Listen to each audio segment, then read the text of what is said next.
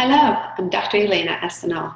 I'm an author, #1 best-selling international author of Conscious Love, Conscious Relationships. I am a speaker, a peak performance psychologist, and an intuitive business mentor. I am so delighted that you have decided to join me, partly because it is you having made a commitment to improving your life and making a difference.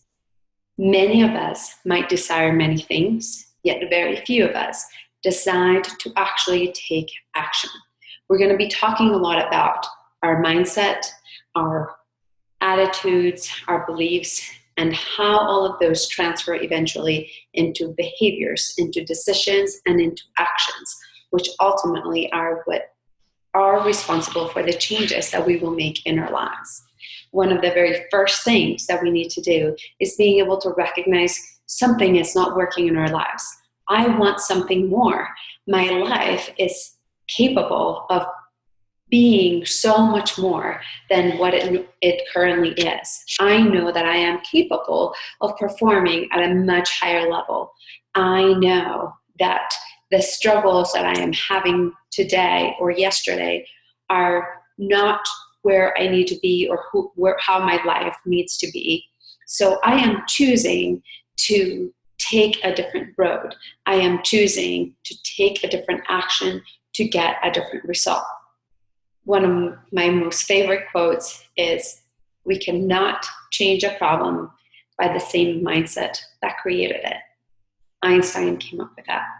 And I so truly believe in this, because in order to make the changes and in order to make the difference in our life, in our world, in the lives of other people, we actually need to start looking at what is working, what is not working, and be willing, be open to try new things, to learn new things, to integrate new things into our lives, because it is only through the integration, through trying new things, and then consistently applying those new things that we create new patterns of behavior.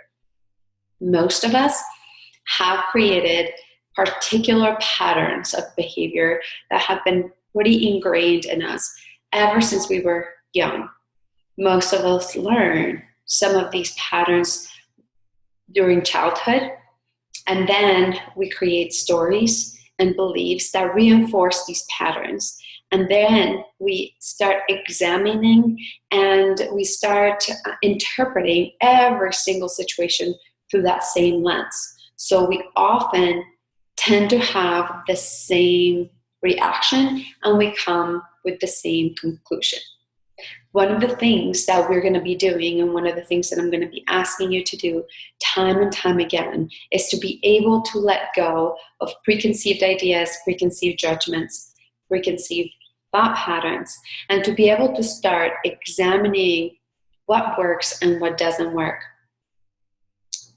When we are finally able to recognize that we are the creators of our life, we can make anything happen, and it is ultimately up to us to create the change that we want to see, not just in the world, but in our personal lives, in our relationships, in our career, in our children, in our family. Then, it is only then that we truly, truly connect to the power of what we are capable of doing. So one of the things that I want you to begin thinking are, what are the situations? What are the experiences? What are the ways in which we try to avoid feeling bad about ourselves and we blame others? What are the times when it feels easier to blame somebody else or something else outside of you? It's perhaps a coworker, perhaps it's just a situation, or your spouse or your children, because it is easier to place blame outside of us than to actually recognize what it is that we are doing that is contributing to creating a particular outcome. Now, it doesn't mean that it is your fault. I do not believe in assigning fault. I feel like one of the worst things that we have done in our society is that we have created this system of blame, shame, and fault, where we often are looking for who is to blame. And if you can't be blamed, then it must be my fault, or I must hold the blame. And that's not necessarily true. We're going to be exploring what are ways in which we can begin to interpret, perceive, process, and integrate information in a way that is empowering to you. Now, I talk about empowerment regardless of whatever it is that you're wanting to change, partly because it all starts with you. When we are blaming other people, we are giving away our power. We are giving away our ability to create a change, because if the blame or responsibility or power to make a difference relies outside of us, like a situation or somebody else or our boss or our husband or our wife or our kids, then we become disempowered. We are now in a position of just waiting, of just reacting to whatever it is that it's going to be happening. And I want you to start recognizing what are the situations in your life in which you are giving away your power, and hence contributing to your own frustration as to why your life is not going the way that you would like to be. Though I recognize that it might be a bit hard and sometimes difficult to recognize, I am responsible for my relationship not going as well as I'd like it to be, or my work relationships for not going as well as I'd like them to be, because I think that I tend to be too narrow focused, and I am not taking the time to getting to know my coworkers, or taking the time to check in with them and say, how are you doing? How was your weekend? Or any of those types of things. Or perhaps I'm recognizing that I'm contributing to the creation of some friction, because when I'm asking for things, my tone may be more demanding than it might be asking, or I may not be wanting to contribute, or perhaps when I'm being asked to do something, I'm doing it, but I'm doing it with a certain attitude. Now, I'm not saying that necessarily this is you. I am simply using these as examples because this happens to all of us. It takes a higher level in some ways of consciousness to be able to start recognizing how we contribute to the dynamic that we all are a part of. None of us exist in isolation. None of us can just work or live as individuals all by ourselves. First of all, we are wired as relational beings. Therefore, we crave connection. We crave belonging. We crave having a team and feeling supported. Secondly, our world is so complex that trying to do any one thing by ourselves would be nearly impossible for anybody.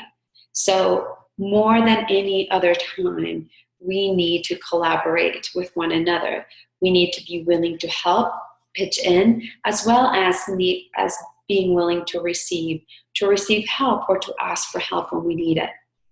So being able to start looking at some of the patterns, and because there's usually two, right? There's two of us. I come with my energy. I come in with my vibes, and you come in with your energy and your vibes. And if we're both coming with a great positive energy and vibe, we jive, and then we both rise. If perhaps I'm coming in with a really negative energy, I'm very crabby, things aren't going really well, and I'm short, and then it is likely for the other person to feel that, and often we respond to the other person, right? So if somebody's crabby, we usually get crabby right away. It actually takes really a lot of effort, a lot of conscientiousness to begin to recognize this person is crabby or they're acting in one way or another, and it has nothing to do with me. Now, this is a concept that we probably are going to be covering in a broader and bigger sense, because often we think that people do things to us. We take things as a personal affront, and most of the time, that is not the case. Most of the time, all of us are so focused and busy living our lives and doing our thing that we might not even recognize when we are stepping in somebody's shoes. We might not even recognize when we're bumping into somebody else because we are like in a rush. We're so focused with getting our assignment done or anything like that. And if that person doesn't tell us, hey, you just stepped on my toe, we might not ever have the opportunity to apologize and say, hey, I'm so sorry, I didn't mean to. I'm sorry, I wasn't paying attention, right? This is kind of another issue, another problem, another area that we're going to cover. Most of us are so caught up in our heads that we're not able to be fully present and mindful and really embodied in the experience that we're having, whether that is a conversation, whether that is working on a particular project, whether that is in listening to an audiobook, or simply in having an interaction with somebody at the bank or at the grocery store. The reality of it is, because our world is moving so quickly and everything is going, we tend to have our own stories, we tend to have our own agendas, and we often are not fully and consciously aware of those around us. We tend to be very consciously aware of how others impact us, but we tend to be much, much less conscious of how we are impacting others and how we are impacting our environment. So I'm going to be asking you to begin to start paying attention to what is your baseline? And I like to think about this of what is your baseline energy? What is your baseline feeling?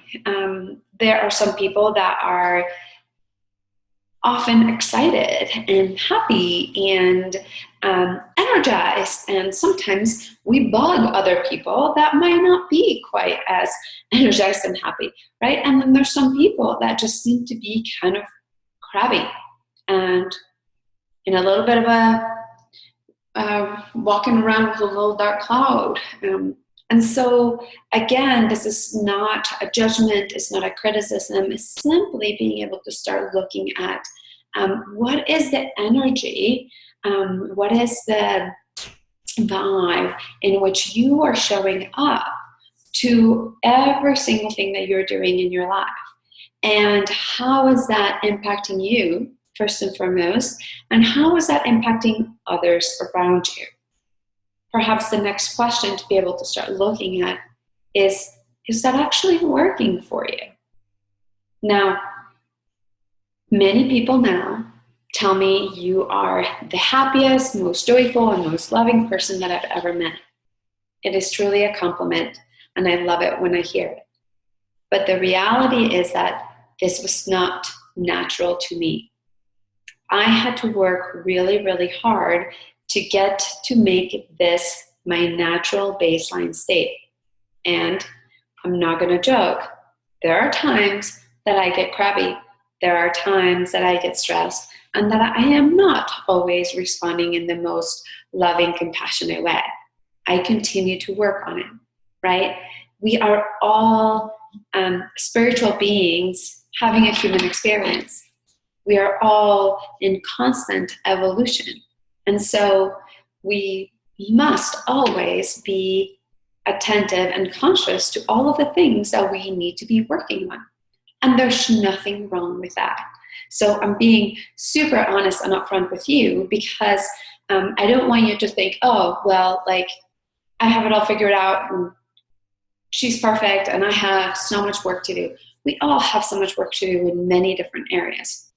Now, at one point in my life, I was very, very depressed, and I even considered taking my life away. So what changed? What got me from being somebody that was self-harming, that was starving themselves to death, that was not really wanting to live or engage in the world, to being somebody that is energized and optimistic and happy and joyful? It was simply a desire to do that, number one. Number two, it was a decision. I decided that I wanted my life to be different. And number three, it was a commitment to making it happen. So it started with a desire, then with a decision, and third, with a commitment. And the commitment is what continues the loop. The commitment shows up in perseverance, in resilience, and never taking failure as an option, in continuing to try, continuing to think outside the box, continuing to look at a particular situation that maybe has me stumped in a very different way to try to come up with a different solution. So again, this is possible for you. It is simple. It is a simple in theory. It is challenging in practice, because we are all going to be challenged every single day. Well, there are days that are going to come easier and things are going to flow naturally. And there's going to be days where you feel like you keep pushing a boulder uphill and then it keeps threatening to keep coming down and crush you on the way. And it is during those moments that you need to come back to my desire. What is my desire for my life? What is the decision that I made? And what was the commitment? Because the commitment is about the resolve to keep doing whatever you need to do to achieve your goal. It is the commitment to do the work, to keep trying, to get up when you fall down, to continue to learn, to continue to ask for help, to continue to try and adopt different strategies and different routines. Because it is through that constant trial that we get to start establishing new patterns of behavior. We start creating actually neuroplasticity in our brain. We start creating new patterns of behavior. But these won't come right away. I often explain to many of my clients that change is a little bit like all of the synaptic connections that we make are a little bit like trying to make bike paths through overgrown grass. So all of the old behaviors, all of the patterning that we established as children are sort of like old bike paths. They are well worn, nothing grows there, and they're super, super easy to travel. All of the new behaviors, new strategies, new attitudes, new ways of thinking, new ways of being are all like trying to create a new bike path through overgrown grass. So if you think about this, how many times do you need to ride your bike through overgrown grass until the grass stops growing, until the path actually becomes a lot more established? Quite a few. Now, there are some exceptions to that. And this is when those pathways get created by what I call laser beam pathways. Okay? And this is where we really use the connection of our mind and our heart. Laser beam pathways are created through intense emotional experiences. So, most of the pathways that probably you have established may have worked for you at some point or another. Most of us have created patterns of behavior because they were meant to do something for us, perhaps protect us at one point, but they are no longer working and they're no longer serving us.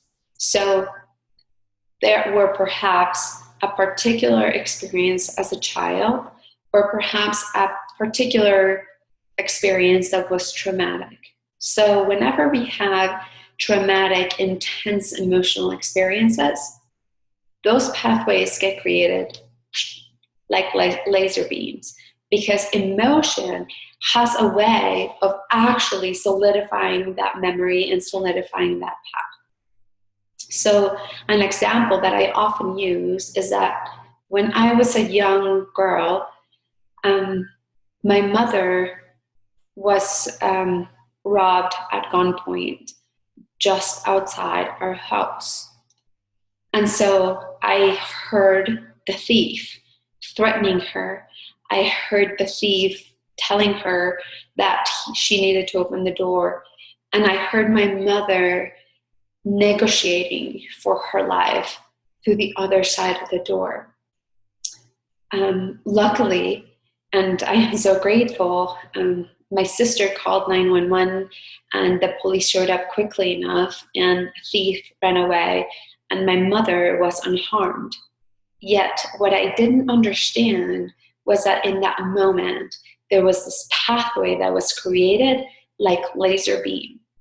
For me in that moment, there was this association that happened really quickly, became very unconscious, but the association became, it is dangerous. It is dangerous to have money. It is dangerous to even be perceived to have money.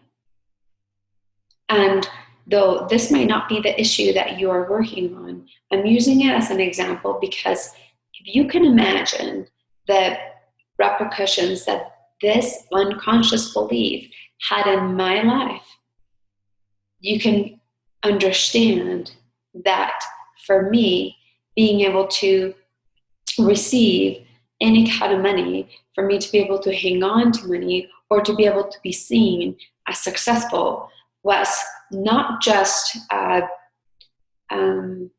it was terrifying, right? And it was unconsciously terrifying. So there were many things that I knew that I needed to do, and I continued to hold myself back. And it was until I recognized and realized what this unconscious pattern was that I realized that I had equated having money and being successful with danger, right? So I had to work really hard to undo this patterning. Now, if you think about a particular experience, that it is blissful, that it is amazing, and that it's transformative, they are really emotionally powerful. And in that same way, you can create a new neural pathway. So it doesn't necessarily need to be with time, but there needs to be a really, really strong emotional experience that connects it. This is the reason why we love to do retreats. So at one point, you may be introduced or even invited to do a retreat to solidify the work that we have done, because retreats are highly, highly experiential, where we actually get to dive really, really deep into many of the concepts that we have covered, but you get to actually experience them rather than just receiving information or doing some worksheets. You get to experience them. You get to experience them with other people and have what we call a corrective emotional experience, because it is only through corrective emotional experiences that we generate those really, really strong emotions and associations that usually create those laser beams. However, being able to recognize what the negative patterns are, bringing them from the unconscious to the conscious is one of the first things that we might need to do, because otherwise we might not even realize that they need to be changed. So I am going to be asking you to be examining some of the ways of thinking, some of the ways of being, some of the assumptions that you hold about yourself, about the world, about others, and begin to start examining them through a different lens, because it is only through this that you might be able to start recognizing those blind spots that have kept you stuck and trapped in the same patterns, doing the exact same thing over and over. Many people often ask me, why is it that I know what's the right thing to do, but I keep doing the wrong thing? This is why. Because especially if you are stressed, sleep deprived, upset, grieving, sick, angry, all of these things that usually will lower our resiliency, will lower our immune system, and will take up a whole bunch of space in our working memory bank, usually will impact how much energy, how much available space, so to speak, we have to be able to make the right choices. So we are going to be talking about sleep. We're going to be talking about nutrition. We're going to be talking about routines and physical activity and how you care for your body. And this may feel like, why are we talking about this? I know all this, and you might. But part of the reason why I do this is because we cannot make changes to our life if we are not really coming from a place that it is fully optimized.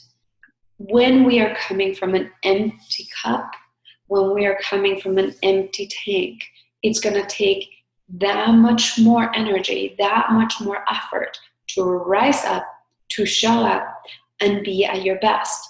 Now, through the work that we'll do, you will be able to do that.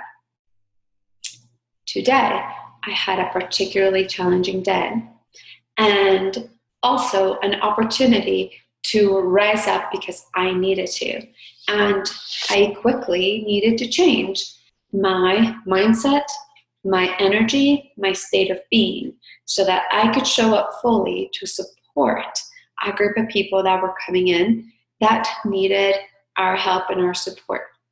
And I've done so much so that now I am in a completely different place. I'm fully energized and so inspired that I decided to write and record this video.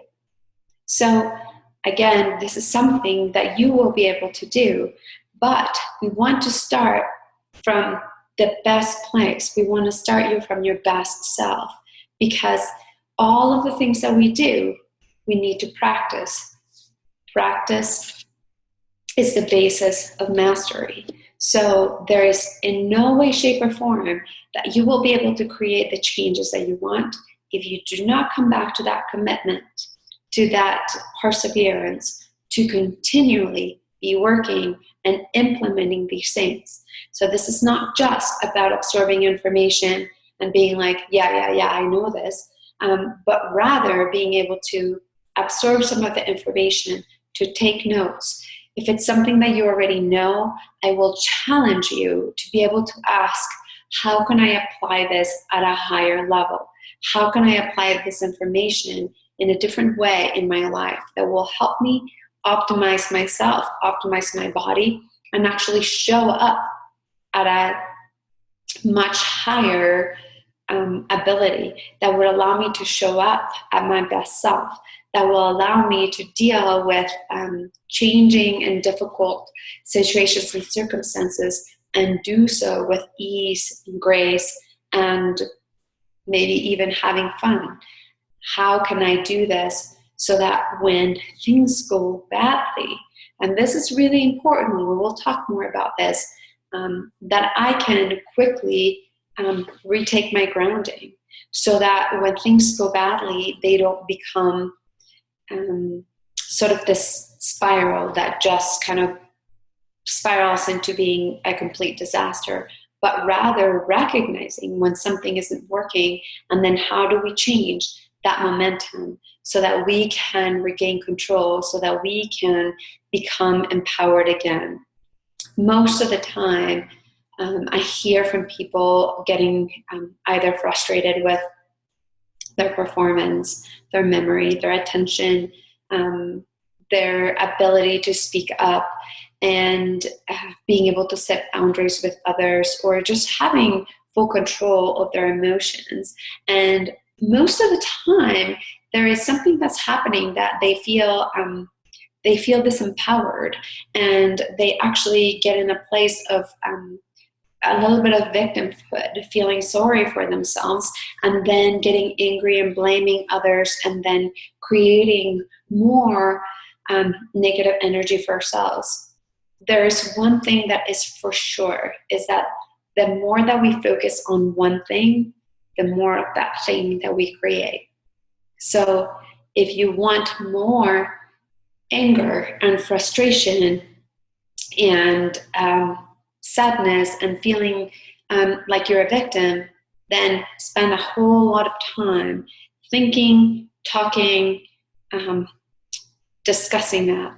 If you are ready to actually feel empowered and feel excited and feel happy and feel energized, then spend more time thinking about that, talking about it. Even if at the beginning it's just all about how I'm going to be feeling more energized, how I'm going to be more empowered, how I'm going to optimize my brain, how I'm going to optimize my body, how I am taking the steps so that I am changing my life and I am creating the life that I really want to have.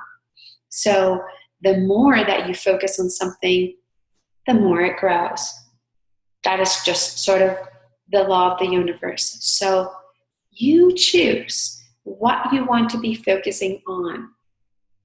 Start paying attention in the next week or two, what it is that you are normally focused on.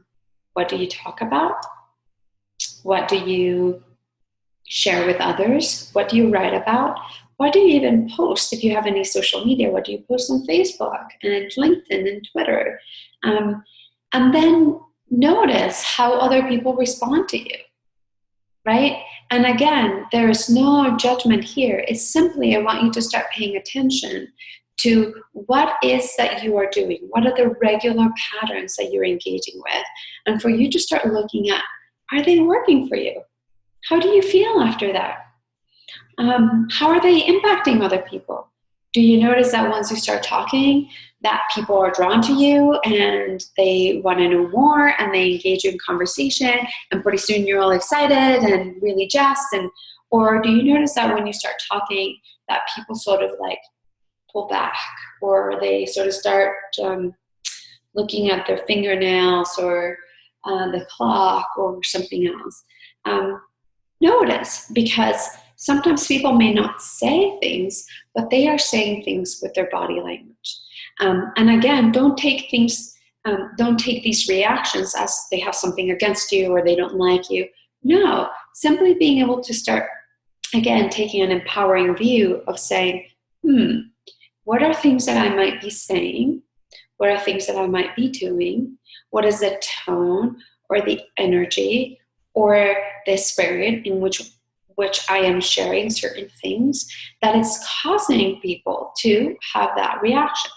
Now, maybe not everybody is reacting that way, and that might be important information as well. But this is why it's important that you look at people, that you make eye contact, that you are waiting and listening to what they have to say, because it is through these connections that we actually get to know one another, that we actually get to know, is this resonating for you or isn't it? So to finish this video, I want to congratulate you for deciding, for taking the step to changing your life. Nothing ever changes without our decision, without our desire, without our decision and our commitment. So congratulations, because you have already taken those steps. Secondly, I want to inoculate you to the idea that right now you are feeling energized, excited, and ready to change. And I want you to take advantage of that extra oomph, of that extra energy, and begin to start paying attention. This could be either through a journal, it could be through a little bullet point list, little cartoon drawings. I don't really care how you like to track, but I just want you to pay attention to notice what it is that you're focusing on, what it is that you're talking about, what is the energy in which you are showing up to every single place that you are going into. Why is one place easier and another harder? And what are all of the times or circumstances in which you are projecting or placing blame on someone or something else outside of you? And this is incredibly important because every time that we do that, we take the power away from us. As long as we are able to recognize our contribution, it means that we can direct and we can change that, and that we can completely change what's happening around us. But when we often leave it to everyone and everything else, then we're giving away our power, and then we tend to feel a lot more victimized and a lot more disempowered. Okay, so that will be the second thing that I want you to pay attention to. And thirdly, I really want you to notice the times when you are having automatic reactions to certain things. There is a particular term that we call hair triggers. You may be familiar with it. And a hair trigger is basically something that it's almost like somebody pushing a button, right? That we know that whenever somebody says this thing, it almost feels like there's a switch that gets flipped. And then we get really angry or sad or frustrated or whatever that pattern is for you. And I want you to recognize what that is. Again, no judgment, simply having that awareness of what are those things that are happening. And thirdly, I want you to, as you are becoming more and more aware, there is a little bit of it's common for people to begin judging themselves and to begin criticizing themselves or getting down on themselves, okay? And I really want you to, I want to honor you for actually being courageous enough to taking the step and making and doing what you need to do to change your life. So as you are recognizing some of these patterns, and then you're also recognizing the judgment that's coming through, write that judgment, okay, because we can work on that. And then realize that with judgment and shame and blame, we usually feel bad, and then we retreat. And then we just don't want to think about it. And when we retreat and we don't want to think about it, then we cannot change it. And then we keep stuck in the same place. So try to be able to look at this process with as much love and compassion as you can. We are all evolving human beings. We all have made mistakes. And so as you start taking ownership for these things, sometimes they can be sad. Sometimes it can be difficult. A lot of times you might notice that you're like, no, and if that's coming up, then I would encourage you to ask, what is it so scary for you about recognizing the part that you are playing? What would it mean for you to say, yeah, I did have a part in it. Maybe not all of it, but I did have a part in it. Because this is where we actually get to start understanding some of these unconscious defenses. And lastly, I want you to realize that there might be some ups and downs, okay? There might be times when things are going to feel really, really hard. And the most important piece is the commitment.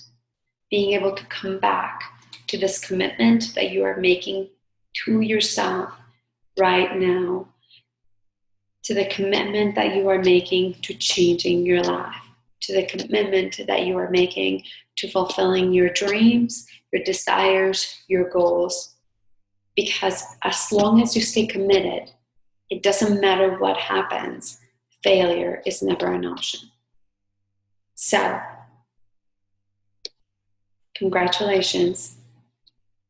Become committed and begin to observe, to notice, to journal in a compassionate, non-judgmental way, so that we can begin exploring what are some of the changes that you need to make.